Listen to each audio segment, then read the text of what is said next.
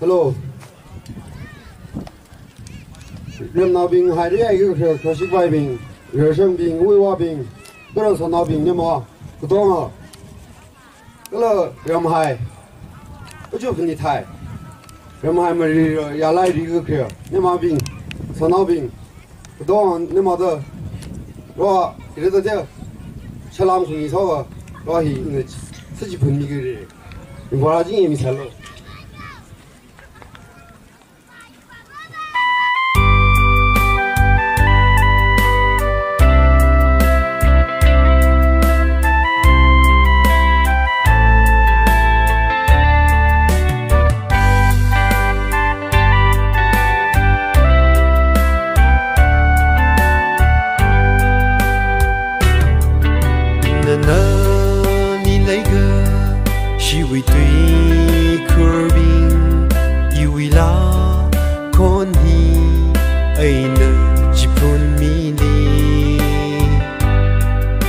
Sang lơ vâm quý mi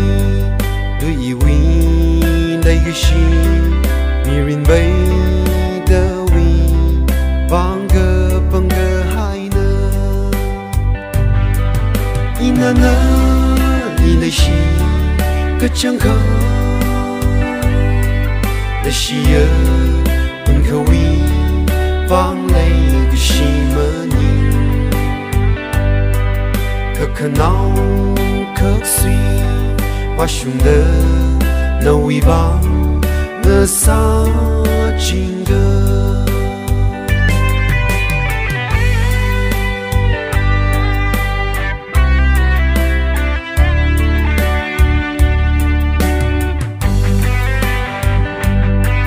nơ vơi y